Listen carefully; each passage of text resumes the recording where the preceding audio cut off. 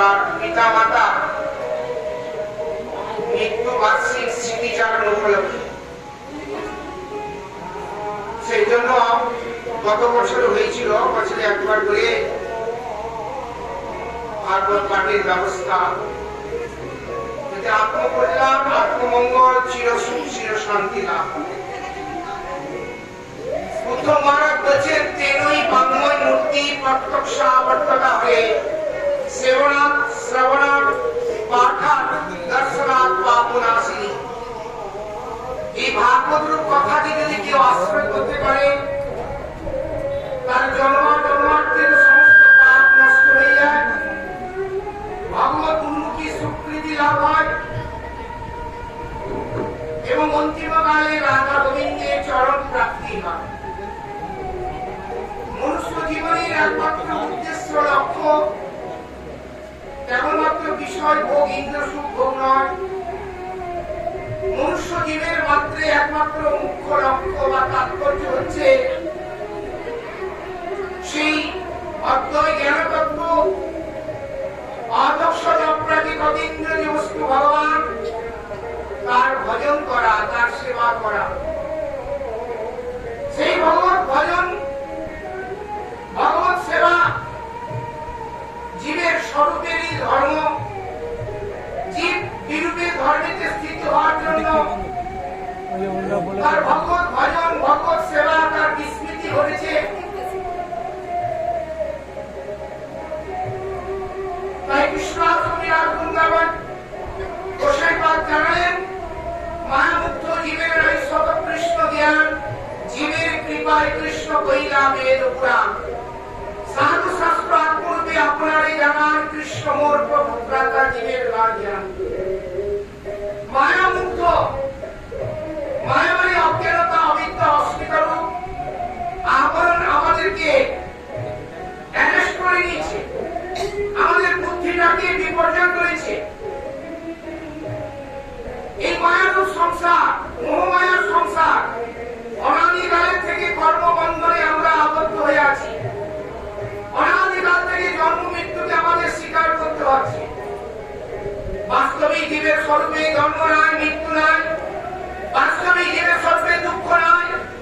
কেবলমাত্র দুঃখ, জন্ম মৃত্যুকে সে স্বীকার করে নিচ্ছে, মোহমায়ার দ্বারা সে বশীভূত হয়ে গেছে। এই হচ্ছে উৎকৃষ্ট জাগ্রত বিশুদ্ধ বলা, তুমি উঠো, জাগো, তোমার স্বরূপে ধর্মেতে তুমি স্থিত হও। তুমি বিষয় ভোগ, ইন্দ্র সুখ ভোগ করবার জন্য ভগবান তোমাকে এই শরীর দেয়নি। এই শরীরটা অর্থদ, অর্থদ মানে পরমার্থ বস্তু, বাস্তব বস্তু, সত্য বস্তু, মঙ্গলময়, কল্যাণময় বস্তু, আনন্দময়, প্রেমময় বস্তু, যে ভগবান তার ভজন করবার জন্য এই শরীর। নরতনু ভজনের মূল একমাত্র এই মানব শরীরের দ্বারা সেই পরমার্থ বস্তু যে ভগবান, অদক্ষ অতীন্দ্র যে বস্তু ভগবান, মঙ্গলময় কল্যাণময় বস্তু যে ভগবান, তাকে ভজন করা যায়, তাকে সেবা করা যায়। দুর্লভম মনুষ্য দেহ তত্রাপি দুর্লভম বৈকুণ্ঠ প্রিয় দর্শনম। দুর্লভ মনুষ্য দেহটা দুর্লভ বলেছে। বহু জন্মের পরে, বহু সুকৃত বলে আমরা মনুষ্য জন্ম লাভ করেছি। আর এই মনুষ্য জন্মের লাভ করে আমাদের সামনে ভগবানের প্রিয়জন, নিজজন, রিপ্রেজেন্টেটিভ ভগবানের পার্শ্বদরা পরিভ্রমণ করছে। ভাগ্যক্রমে, সুকৃতিক্রমে তাদের যদি সঙ্গ সান্নিধ্য ক্ষণকাল মাত্র হয়, লবমাত্র সাধুসঙ্গ সর্বসিদ্ধি হয়। ক্ষণকাল যদি আমরা সাধুসঙ্গ করতে পারি, আমাদের স্বরূপের ধর্মে, আমরা বিরূপের ধর্মে স্থিত হয়েছি, সেই স্বরূপের ধর্মেতে আমরা স্থিত হতে পারবো। আমাদের পুনর্জাগ্রত হবে,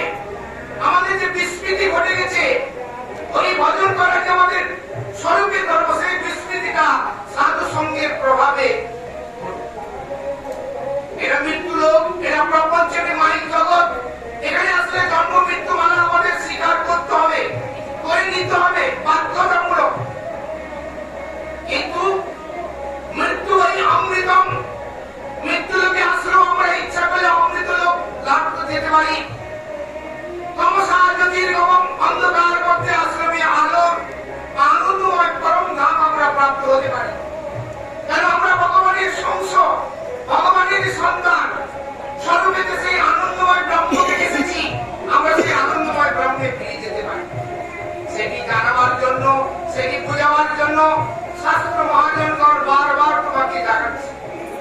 কে তুমি? কেন তোমার যারাই তাপত্র ইহা তাই জানি কেমন হিত? তুমি কে? তোমার প্রকৃত পরিচয় কি? তোমার প্রকৃত পিতাকে, তোমার প্রকৃত মাতাকে তুমি জানবার চেষ্টা করো। তুমি যে কর্মটা করছো সেটা তোমার আসল কর্ম না, সেটি হচ্ছে মায়ারূপ বন্ধনরূপ কর্ম। তুমি যে কাজের জন্য এসেছো, যে করবার জন্য এসেছো, ভক্তিবিনোদ ঠাকুর জানালেন, বলিয়া তোমার এই সংসারের ভিতরে আসিয়া পেন আরামি দাবাটা। আমরা ভগবানকে ভুলে যাওয়ার জন্য সংসারে এসে নানাবিধ ব্যথা, আধ্যাত্মিক আদি দৈবিক আদি ভৌতিক টিকা আমাদের স্বীকার করতে হচ্ছে।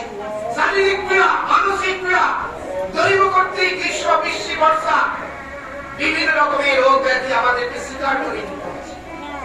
কিন্তু আমরা অমৃতের সন্তান, আনন্দময় ব্রহ্মের সন্তান, আনন্দময় পরম আনন্দ আমরা লাভ করতে পারি শুধু একটু মাত্র আমাদের জানা বোঝারই। তাই ভগবান বারবার শাস্ত্র মহাজনের দ্বারা তার সেই দিব্য অপ্রাকৃত বাণীকে জানাচ্ছেন। অশ্বত্থারা পুরুষ ধর্মস্য পরম তপ অপ্যাপ্যং মামি বর্তন্তে মৃত্যু সংসার বর্তময়ী। যারা আমার প্রতি শ্রদ্ধা নেই, যারা আমার প্রতি ভক্তি করে না, আমার ভজন করে না, তাদেরকে বারবার মৃত্যু সংসারে ফিরে আসতে হয়।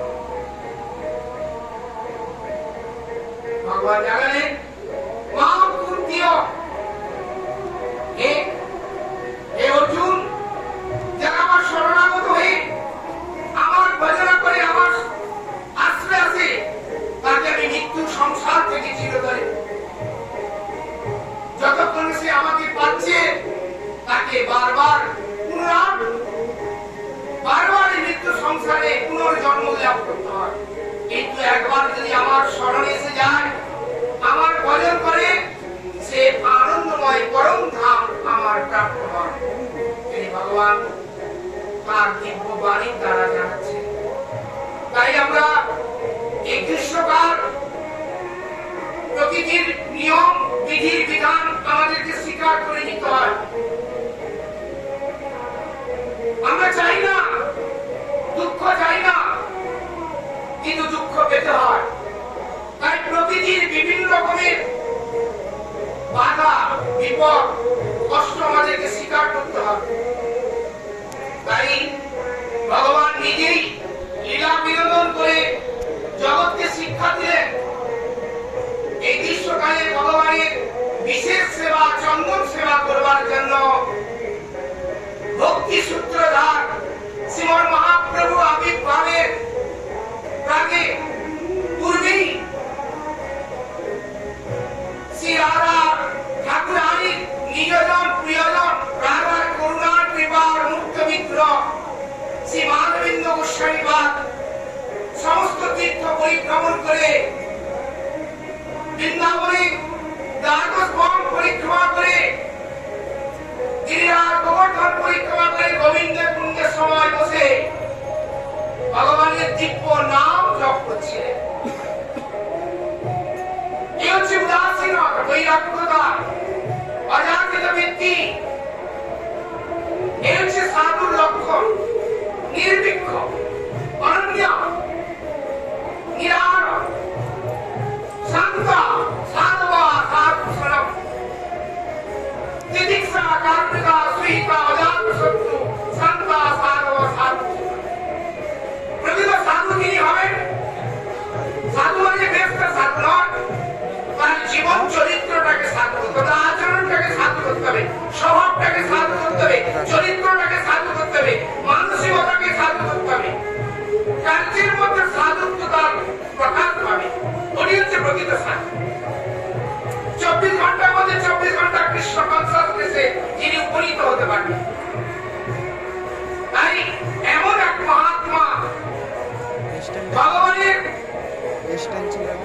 নিজজন পার্শ্বদ শ্রী মাধবেন্দ্র গোস্বামীপাদ সমস্ত তীর্থ কাশী, অবন্তী, দ্বারকা, পুরী আদি পরিভ্রমণ করে, বৃন্দাবনে দ্বাদশ বন পরিক্রমা করে, গোবিন্দ কুণ্ডের কাছে বসে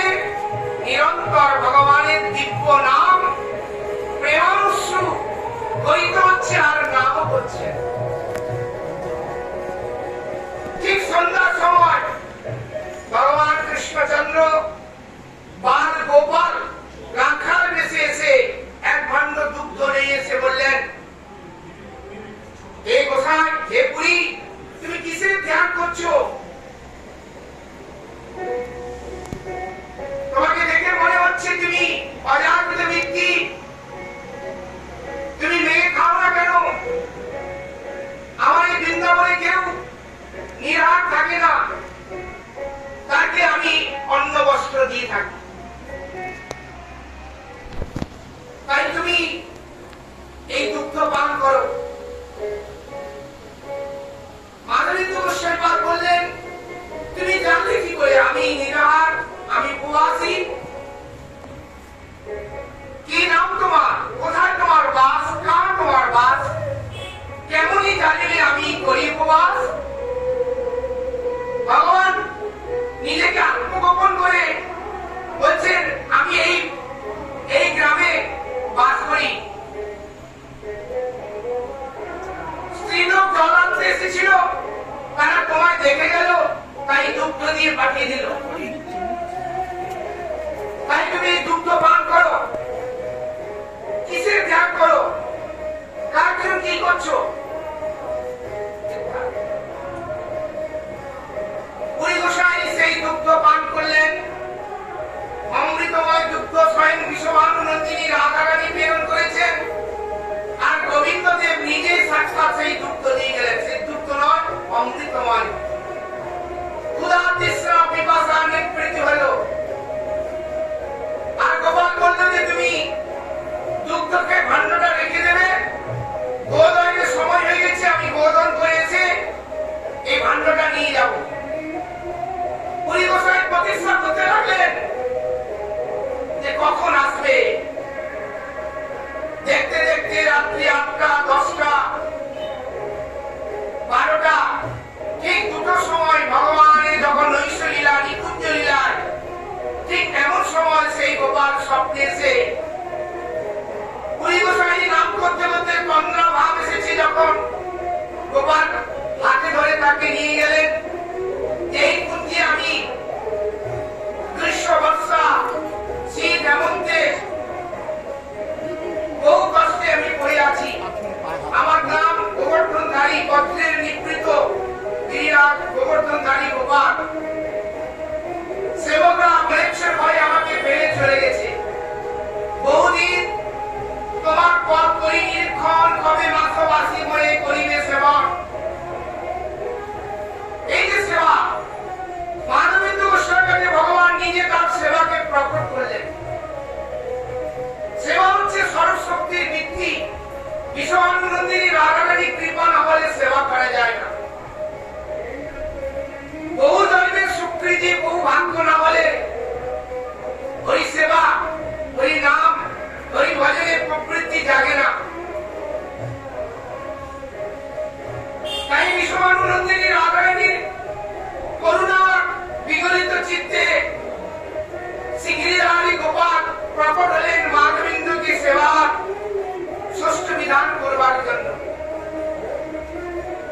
তাই গোপাল বললে, দেখো আমি বহুদিন এই কুঞ্জের মধ্যে পড়ে আছি, তুমি আমাকে এখান থেকে তুলে গিরিরাজ গোবর্ধন পর্বতে স্থাপন করো, আমার সেবার উজ্জ্বল বিধান করো, আমি দর্শন দিয়ে জীবে ত্রাণ করব। স্বপ্নে ভেঙে গেল। প্রাতঃকাল হতে স্নান আহ্নিকাদি সমাপ্ত করে মাধবেন্দ্র গোস্বামী পাদ গ্রামের সমস্ত লোকদেরকে বললেন, তোমাদের গ্রামের ঠাকুর গোবর্ধনধারী গোপাল জনসভায় সেই কুঞ্জের মধ্যে থেকে তাকে কাটি। ঘন গভীর কুঞ্জ, কাস্তে কুড়াল জাতি নিয়ে চলো।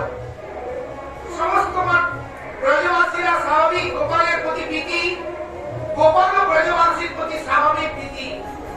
শোনা মাত্রে সমস্ত ব্রজবাসী বিশিষ্ট লোক তারা সেই মাধবেন্দ্র সঙ্গে চললেন।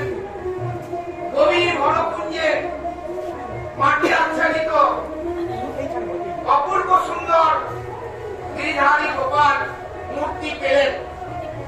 বরিষ্ঠ বরিষ্ঠ লোক তাকে ধরে পর্বতের উপরে বসালেন, পিছনে একটা আবরণ পর্বত দিলেন। আর বহুদিন মাধবেন্দ্র গোস্বামী কি করলেন, সেই গোবিন্দ কুণ্ড থেকে শতকোটি 100 কলসি জল, 108 কলসি জল নিয়ে গোপালের অভিষেক করলেন। আর গোপাল প্রকট হয়েছে শুনে গ্রামের সমস্ত ভোজ্য বস্তু দধি দুগ্ধ ঘি মধু মিষ্টান্ন অন্ন ব্যঞ্জনাদি যে যার পারে সমস্ত ভক্তরা নিয়ে সমাগত হলেন গোপালের সেবার জন্য।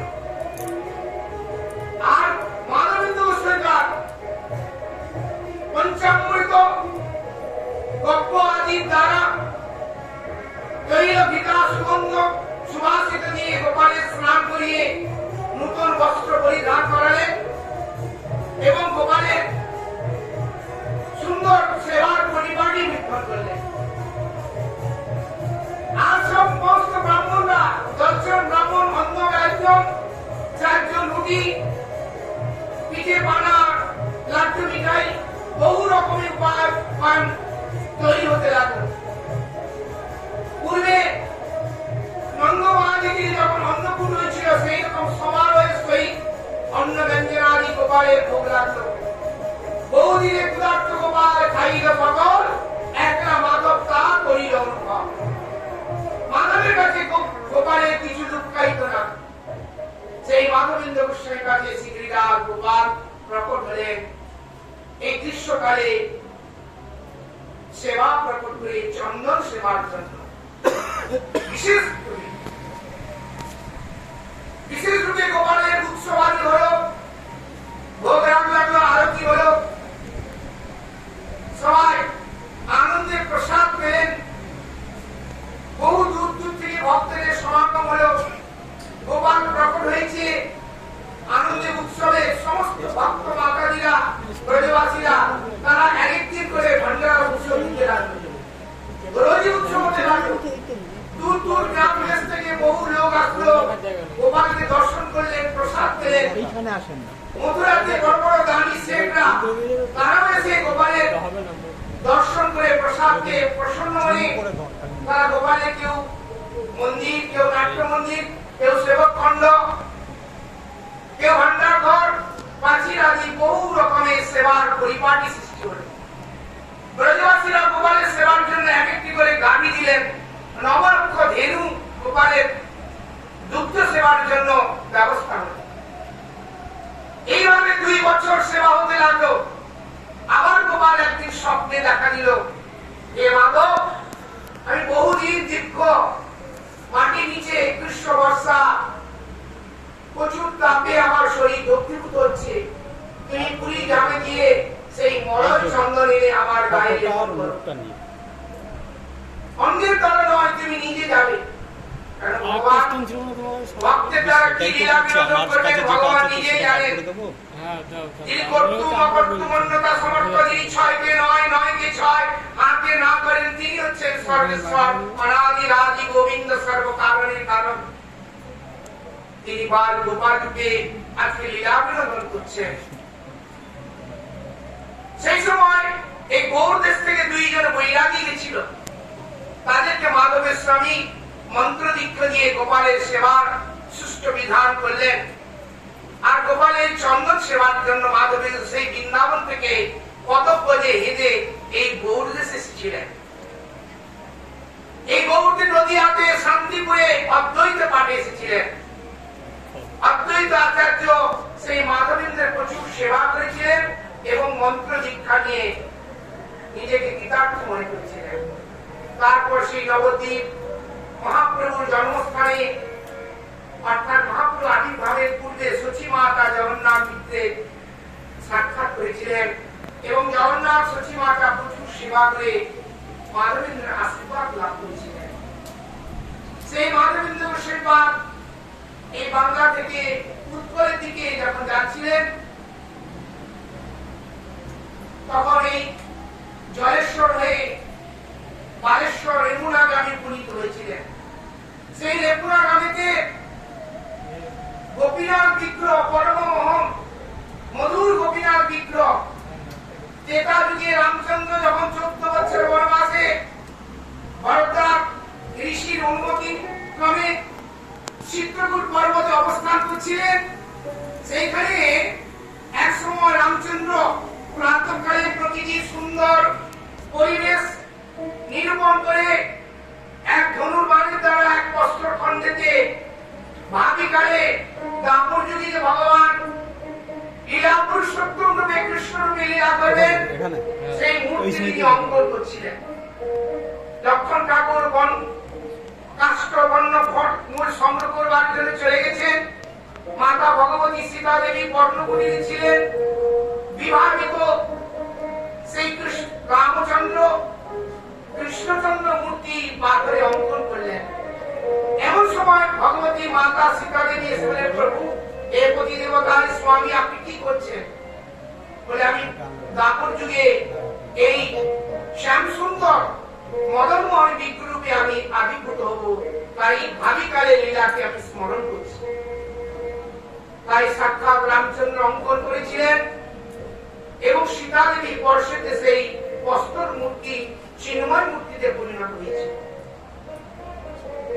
দীর্ঘকাল সীতা দেবী সেই মূর্তির সেবা করেছিলেন। বনবাসে কালে যখন অন্যত্র চলে গেলেন, সত্যলোক থেকে ব্রহ্মা এসে সেই মূর্তি সেবা করতেন নিরন্তর নিত্য। পরবর্তীকালে দাপরের শেষে যখন ইন্দ্রদুম্ন রাজা তার পত্নী গুন্ডিচা দেবী নিয়ে বিভিন্ন তীর্থ পরিভ্রমণ করছিলেন, পরিভ্রমণ করতে করতে যখন চিত্রকূট পর্বতে এসেছিলেন, সেই অপরাজিত চিন্ময় গোপীনাথ বিগ্রহকে তিনি প্রাপ্ত হয়েছিলেন।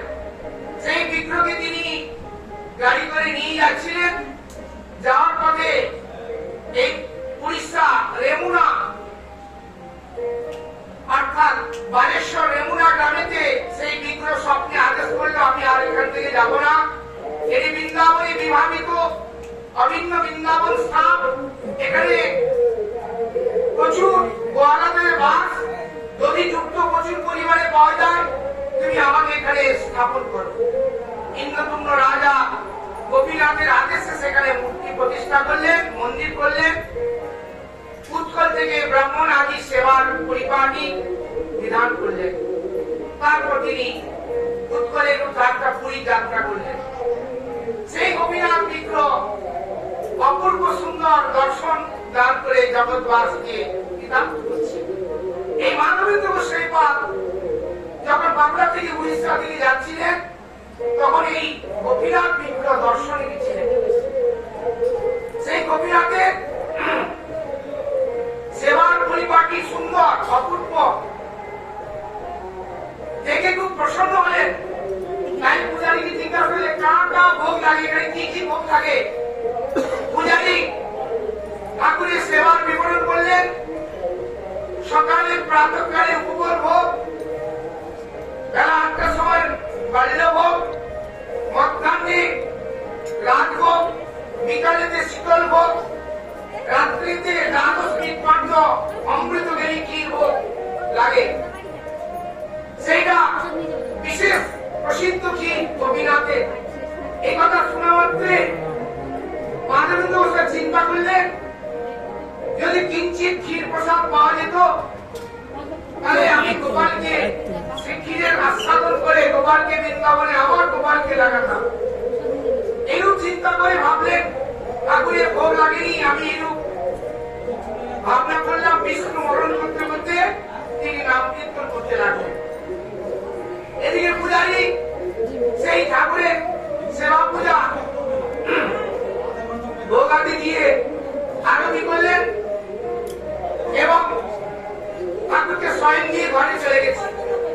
এদিকে মাধবেন্দ্র গোস্বামী পাদ সেই গোপীনাথের মন্দির থেকে নিকটে হাটতলা বলে একটি জায়গা আছে, প্রতি সপ্তাহে যেখানে হাট বসে, সেই বটবৃক্ষের তলায় বসে ভগবানের দিব্য অপরাজিত চিন্ময় নাম করছেন। এদিকে গোপীনাথ রাত্রি 12টার সময় পূজারীকে বলে, উঠো পূজারী, ঝাঁপ করো দ্বার মূর্জন, ভক্তের লাগি কি করিয়াছি এক। আমার মায়ের তুমি বুঝতে পারলে না, তুমি ভাবলে 12টা ভাণ্ড কি লাগিয়েছি, 12টা ভাণ্ড সরিয়ে দিয়েছি, কিন্তু আমি একটা ভাণ্ড আমার ভক্তের মাধবেন্দ্র গোস্বামীর জন্য রেখেছি। নাও সেই ক্ষীর নিয়ে তুমি মাধবেন্দ্রকে দিয়ে আসো। পূজারী অবাক, এইরকম তো কখনো শোনা যায়নি।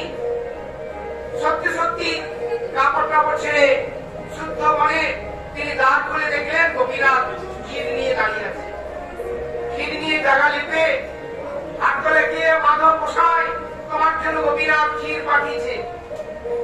মাধবেন্দ্র শুনে অবাক হলেন, প্রেমে মূর্ছিত হয়ে পড়লেন। সেই ক্ষীর আস্বাদন করলেন আর ভাণ্ডটা ধুয়ে খন্ড খন্ড করে আঁচলে বেঁধে রাখলেন। সেই অপূর্ব সাক্ষাৎ ক্ষীর আস্বাদন করে মাধব গোস্বামী প্রেমে বিভোর হয়ে পড়লেন। চিন্তা করলেন পরের দিন লোকে জানাজানি হবে বৃন্দাবন থেকে গোসাই এসেছি, তার জন্য গোপীনাথ ক্ষীর চুরি করেছে। আগে নাম ছিল গোপীনাথ, সেই দিন থেকে নাম হলো ক্ষীর চোরা গোপীনাথ। তাই লোকের ভিড় হবে এই চিন্তা করে দূর থেকে প্রাতঃকালে গোপীনাথকে দর্শন করে তিনি চলে গেলেন পুরী ধামের দিকে। এই পুরী ধামের দিকে যখন তিনি রওনা হয়ে গেছেন, কেন প্রাতঃকালে তো লোকে জানতে পারবে, বিশেষ করে মায়েরা এসে বলবে আমার হাতটা দেখো, আমার মেয়ে হবে না, ছেলে হবে, আমার একটা জামাই, আমার স্বামীর অসুখ বাড়ি ইত্যাদি ইত্যাদি, বহু লোকে তাবিজ দাও আর দেখে দাও ইত্যাদি, এইরকম লোকের ভিড় হবে। এই চিন্তা করে নিরপেক্ষ আনন্দ পেক্ষা বৈরাগী তিনি চিন্তা করলেন এই লোক সংকট থেকে আমার ভজন সাধনে বিঘ্ন ঘটবে, তাই তিনি দূরে থেকে পুরী দিকে রওনা হয়ে গেলেন। প্রতিষ্ঠার পরে তিনি চলে গেলেন, কিন্তু প্রতিষ্ঠার স্বভাব এই ভক্তকে প্রতিষ্ঠার বাধা দিতে পারে না। তাই তিনি পুরী পৌঁছাবার পূর্বেই আকাশে বাতাসে সংবাদ চলে গেছে। সেখানে গিয়ে পৌঁছে পুরী পান্ডারা চিন্তা করলেন যে গোপীনাথ সাক্ষাৎ মাধবেন্দ্রের জন্য ক্ষীর চুরি করে খাইয়েছে, আজকে সেই মাধবেন্দ্র গোস্বামী পাল পুরীতে পদার্পণ করেছে, আর তার যদি সেবা পূজার, তার যদি পরিচর্যার অভাব হয়, তাহলে জগন্নাথ নিশ্চয়ই আবার চুরি করে খাওয়াবে। তার জন্য পান্ডারা সবাই তদবির হয়ে সেই মাধবেন্দ্রের সেবা তার থাকবার জন্য জগন্নাথের মহাপ্রসাদ, উত্তম প্রসাদের ব্যবস্থা করলেন এবং রাজপত্রের সঙ্গে যাদের যাদের পরিচয় আছে তাদের সঙ্গে চন্দন, অগরু, কর্পূর আদি বহু সংগ্রহ করলেন। রাজা পত্র দিলেন আর চন্দন বই নেওয়ার জন্য এক বৃদ্ধকে সঙ্গে দিলেন, রাস্তাতে কোন রূপ যেন বাধা না হয়, অসুবিধা না হয়। সেই চন্দন সংগ্রহ করে মাধবেন্দ্র গোস্বামী কিছুকাল পরে আবার পুনরায় রেমুনা ধামে এসেছেন। সেই রেমুনাতে যখন আসলেন, পূজারী বুঝতে পারলেন যে সেই মাধবেন্দ্রের জন্য তোমার ক্ষীর চুরি করেছে গোপীনাথ। তাই সেই দিন পূজারী বললে দেখো, গোপীনাথ মন্দিরে নিয়ম আছে কোন রাত্রিবেলা কেউ পূজারী কেউ কোন সেবকরা থাকতে পারবে না, রাত্রি শয়নের পরে দরজা বন্ধ হয়ে যায়, আবার প্রাতঃকাল সকালে উঠে। তাই মাধবেন্দ্রকে পূজারী বলে তুমি আজকে এই মন্দিরেই থাকো দেবালে, আর একটা ভাণ্ড ক্ষীর চুরি করেছো, আজকে আমরা 12টা ভাণ্ড তোমাকে ক্ষীর দিচ্ছি, ক্ষীর আস্বাদন করো আর এই রাত্রে থাকো। সেই রাত্রে যে মাধবেন্দ্র সেখানে দেবালয়ে থাকলেন, রাত্রে স্বপ্নেতে গোপীনাথ আবার আদেশ করেছে সেই বৃন্দাবনে গোপাল, এ মাধব তুমি দূর দেশ থেকে কষ্ট করে আর বৃন্দাবনে তোমাকে আসতে হবে না, চন্দন, অগরু, কর্পূর আদি যা সংগ্রহ করেছ সেটা গোপীনাথের অঙ্গে দাও। গোপীনাথ আমি এক দিনানা ভাবিও বিশ্বাস করে আমার বচনে রাখ। সেই গোপীনাথের অঙ্গে চন্দন দিলে আমার অঙ্গের শীতলতা তাপ দূরীভূত হবে। স্বপ্নেতে মাধবেন্দ্র গোস্বামীকে তিনি আদেশ করলেন। এইভাবে পরের দিন সকালবেলা মাধবেন্দ্র গোস্বামী পাদ 4 জন পূজারীকে বললেন তোমরা চন্দন ঘষো, ব্রাহ্মণকে আর 2 জনকে বললেন তোমরা চন্দন দাও। সেই চন্দন যে সংগ্রহ করেছিলেন সেই অক্ষয় তৃতীয়া থেকে 21 দিন মতন সেই চন্দন গোপীনাথের অঙ্গে, জগন্নাথের অঙ্গে দেওয়া হয়। এই গ্রীষ্মের যে ভগবান বিশেষ সেবার বছরে ব্যবস্থা করেছেন। 3 বার গোপাল তাকে দর্শন দিলেন। মাধবেন্দ্র বলছেন 3 বার আমি দর্শন পেলাম, চিনিতে না পারিলাম। ভগবান সাক্ষাৎ তাকে দর্শন দিলেন, কিন্তু তাকে চিনতে পারলেন। এমন মহাত্মাকেও ভগবান দর্শন দেন, নিজেকে আত্মসাৎ করে, ভক্তকে অনেক পরীক্ষাও করে। সেই যাদের ভগবত প্রাপ্তির ইচ্ছা, তাদের ভগবানের কাছে অনেক পরীক্ষা দিতে হবে। কি পরীক্ষা? ভজন সাধনের দিকে দ্রুত গতিতে অগ্রসর হওয়ার জন্য যত্নবান হতে হবে, চেষ্টা করতে হবে। আবার সাধন ভজন করতে গেলে বহু রকমের রোগ ব্যাধি, বহু রকমের বিপদ আপদ, বহু রকমের দুঃখ কষ্ট, পারিবারিক অনেক রকমের অশান্তি অসুবিধা সৃষ্টি হতে পারে। এটাকে জানতে হবে ভগবানের পরীক্ষা, ভগবানের করুণা কৃপা। এটাকে যারা সহ্য করতে পারবে, এর থেকে যারা উত্থিত হতে পারবে, তারা ভগবত ধাম, ভগবত প্রাপ্তি সুনিশ্চিত। এই জন্য সাধন কখনো, সাধককে কখনো মনের দিক দিয়ে ভেঙে পড়লে হবে না। সাধনা ভজনা করতে গেলে অনেক চিকিৎসা বৈরাগ্যের প্রয়োজন হয়। যেমন সোনা, সোনা একটা অপূর্ব ধাতু, সৌন্দর্যের প্রতীক। কিন্তু সোনাকে কি করা হয়? প্রথমে আগুনে পোড়ানো হয়, তারপর স্বর্ণকার তাকে পিটিয়ে পিটিয়ে তার একটা রূপ দেয়। সোনা যদি বলে তুমি আমার, আমি এত মূল্যবান বস্তু, আমাকে কেন আগুনে পোড়ালে, আমাকে কেন এত পিটাচ্ছ, এটা কখনো সোনা বলে না। ঠিক সাধকের জীবনে জন্ম মৃত্যুর অনেক কষ্ট দুঃখ, অনেক বিপদ আপদ আসতে পারে, কিন্তু সাধনা ছাড়বো না, ভজন ছাড়বো না। যত দুঃখ আসে আসুক, যত বিপদ দেবে দাও, এ গোবিন্দ তোমার চরণ ছাড়া আমাকে করো না। লক্ষ্মীনাথ ঠাকুর জানালেন, মানুষ দেহ কেহ কিছু মোর অর্পিনু তো আপদে নন্দ কিশোর, সম্পদে বিপদে জীবনে মরণে তাই মম গেলা তুয়া উপদে মরণে। এই মনুষ্য শরীর হরিভজনের একটা বিরাট সুপর্ণ নৌকা, আর ভগবানের অনুকূল বায়ু গুরু কর্ণধারকে যদি আশ্রয় করা যায়, অনায়াসে ভব সংসার, ভব সমুদ্র পার হয়ে চলে যাওয়া যায়। তাই মাধবেন্দ্র গোস্বামী গোপালের চরিত্রে যে দেখাচ্ছেন, কত পরীক্ষা, কত শেষে ভগবান নিজেকে আত্মসাৎ করলেন তাকে প্রেমিক ভক্ত। সেই জন্য আমাদের জীবনী চক্রে জন্ম মৃত্যুর বেলায় বহু বিপদ আপদ সম্পদের মধ্যে দিয়েও আমরা ভগবানকে ভুলতে হবে না, ভগবানের ভজন ছাড়তে হবে না, ভগবানের সেবা ছাড়তে হবে না। তাই ভক্তিবিনোদ ঠাকুর জানালেন, সম্পদে বিপদে জীবনে মরণে দায় মম গেলা তুয়া অবধি, মানবী রাখবি জয় ইচ্ছা তোহারা নিত্য দাসপতি তুয়া অধিকার। জন্মই ইচ্ছা যদি তোর ভক্ত গৃহে জন্ম হোক, কীট জন্ম হোক তুয়া বহির্মুখ ব্রহ্ম জন্ম নাই করিয়া, বিমুখ নাস্তিক হয়ে যেন আমার জন্ম না হয়। কীট জন্ম হোক যেন ভক্ত গৃহে জন্ম। ভক্ত গৃহে জন্ম হলে কি হয় না, ভগবত প্রসঙ্গ লাভ করা যায়, সাধু সঙ্গ করা যায়, ভগবানের দিব্য নাম করা যায়, একাদশী ব্রত করা যায়, ভগবানের অপ্রাকৃত চিন্ময় প্রসাদ আস্বাদন করা যায়। এইরূপ ভাবে মহাজনগণের দিব্য দৃষ্টি দ্বারা আস্বাদন করেছে। ভগবানের চরণ হচ্ছে আমাদের একমাত্র সম্পদ। তো আপদ বিস্মৃতি আমর যন্ত্রণা, ভগবানকে ভুলে যাওয়াই হচ্ছে একমাত্র দুঃখের কারণ, ভগবানকে ভুলে যাওয়াই হচ্ছে একমাত্র জন্ম মৃত্যুর কারণ।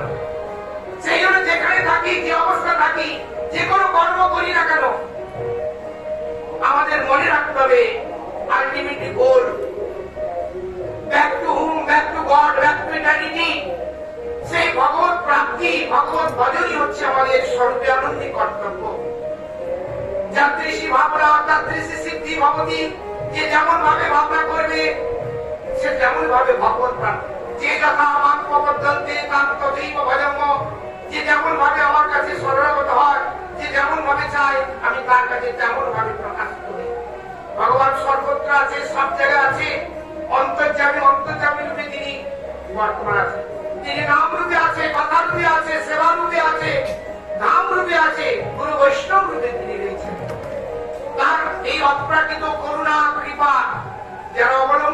পারবেন, তারা অনায়াসে ভবসংসার পার হয়ে চলে যাবেন। তাদেরকে কেউ বহু বিঘ্ন বহু বিপদ আসলেও মুহ্যমান হবেন না। তাই জগৎগুরু প্রভুপাদ জানাচ্ছেন, এই সংসারে এসে বিপদ কষ্টের মধ্যে এসে দুঃখ কষ্ট অবলম্বন করলাম, এটা বড় কথা নয়। এরপরে আমরা কি বস্তু লাভ করলাম, কি বস্তু আমাদের প্রাপ্তি হলো, এটাই বড় কথা। জাগতিক ঐশ্বর্য বৈভব ধন পুত্র কন্যা সম্পদ লাভ পূজা প্রতিষ্ঠা লাভ করলাম, এটা বড় কথা নয়। মনুষ্য জীবনে যে উদ্দেশ্য কৃষ্ণ প্রেম কৃষ্ণ ভক্তি, এটি জীবনের সর্বালক্ষণ, এ ব্যাপারে সচেতন হতে হবে। তাই আমরা যেখানে থাকি, যে অবস্থা থাকি, নিরন্তর আমাদের নামব্রহ্মের সেবা করতে হবে, নামানন্দে ডুবে যেতে হবে, এছাড়া কোনো রুস্তা নেই। যেমন জন্ম মৃত্যুর আবর্তনে পরিভ্রমণ করতে করতে প্রত্যেকটি জীবের খাদ্য খাদক সম্পর্ক আছে। একটা দৈহিক লৌকিক সম্বন্ধে আমরা আবির্ভূত হয়েছি। জন্মসূত্রে পিতা মাতা আত্মীয় স্বজনের আমাদের একটা সম্বন্ধ, এটা লৌকিক সম্বন্ধ, জাগতিক সম্বন্ধ। কিন্তু আমাদের আসল সম্বন্ধ হচ্ছে সম্বন্ধভূত বস্তু, সেই ভগবান নিত্য শাশ্বত চিন্ময়, তার সঙ্গে শাশ্বত সম্বন্ধ। সেই সম্বন্ধটা সাধুগুরু বৈষ্ণব জানিয়ে দেন। এক সময় এক জঙ্গলেতে এক গাভী ঘাস খেতে এসেছে। হঠাৎ তার পিছনে বাঘ তাড়া করেছে। বাঘ তাড়া করাতে কি হয়েছে, সে দৌড়াতে দৌড়াতে চলেছে, আর বাঘও তার পিছনে তাড়া করেছে। যেতে যেতে এক গর্তময় পুকুর, মানে জল শুকিয়ে নিয়েছে, পুকুরে প্রচুর পরিমাণে কাদা। সেই কাদার মধ্যে গিয়ে গরুটা লাফ দিয়েছে। কাদার মধ্যে গিয়ে কিছু দূর যাওয়ার পরে আর সে যেতে পারছে না, আটকে গেছে। আর পিছনে বাঘ তাড়া করতে করতে এসে সেই বাঘও সেখানে পড়েছে। আর বাঘে ভাগীশ্বরী, সে আরো কাদার মধ্যে ডুবে গেছে। এখন গরু বলছে, আমি তো কাদার মধ্যে পড়ে গেছি, আমিও মরে যাব। বাঘ বলছে, দেখো আমি মরবো না, আমি বাঘ, আমি জঙ্গলের রাজা। বলছে, না তুমিও মরবে, কিন্তু আমি মরবো না। বলে কেন? বলে তুমি তো স্বতন্ত্র, তুমি জঙ্গলে বাঘ, কিন্তু আমি একজনের পালা গরু,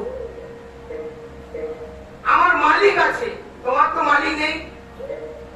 এই সারাদিনের মধ্যে এক সময় মালিক আমাকে খুঁজতে খুঁজতে আসবে, আমাকে উদ্ধার করে নিয়ে যাবে, কিন্তু তোমাকে কেউ খুঁজতে আসবে না। ঠিক দেখা গেল সন্ধ্যার সময় তার মালিক তার গরুকে খুঁজতে খুঁজতে এসেছে। এসে দেখছে গরুটা কাদার মধ্যে পড়ে গেছে। মালিক কি করলো, সেই গরুটাকে উদ্ধার করেছে, উঠালো কাদা থেকে, আর পিটিয়ে বাঘটাকে মেরে দিল। এতে বোঝা যাচ্ছে কি, যে আমাদের মালিক আছে, গুরুদেব আছেন, বৈষ্ণব আছেন, ভগবান আছে। আমরা যদি গুরু বৈষ্ণবের স্মরণে থাকি, তাহলে আমাদের কখনো বিপদ হবে না। আমরা অনায়াসে বিপদ সংকুল থেকে অতিক্রান্ত করে চলে যাব। সেই জন্য সর্বস্ব তোমার চরণে সপিয়া পরিচিত তোমার ঘরে, তুমি তো ঠাকুর তোমার কুকুর বলিয়া জানো। বাঁধিয়া নিকটে আমারে পালিবে, রইব তোমার দ্বারে, প্রতিটি জনের আসিতে না দেবো, রাখিব। আমাদের পালা কুকুর। গুরু বৈষ্ণবের চরণে স্মরণ দিলেই তারা আমাদের একটা বেল্ট দিয়ে দেয়। কি বেল্ট? এই গলায় তুলসী মালা ঢুকবে। এই তুলসী মালা গলা থাকলে জমপুরে যেতে হবে না, জমদূত কোনো স্পর্শ করবে না। আর যারা তুলসী মালা ধারণ করে না, তারা জমালে জমদূতের দ্বারা আক্রান্ত হবে। আর গুরুদেব আমাদের অপ্রাকৃত চিন্ময় নাম চিন্ময় মন্ত্র দিয়েছেন, অপ্রাকৃত চিন্ময় সেবা দিয়েছেন। সেই মন্ত্র, সেই নাম যদি আমরা শুদ্ধ পবিত্র মনে করতে পারি, তাহলে অনায়াসে ভব সংসার পার হয়ে আমরা ভগবত ধামে চলে যাব। কিন্তু দুষ্ট মন, চঞ্চল মন আমাদের এগুলো করতে দেয় না। কিন্তু না দিলেও অভ্যাস করতে হবে, নিরন্তর অভ্যাস করতে হবে। করতে করতে একদিন নাম প্রভুর কৃপা হবে, আর সেই নাম প্রভুর কৃপা হলে অনায়াসে ভব সংসার পার হয়ে চলে যাবে।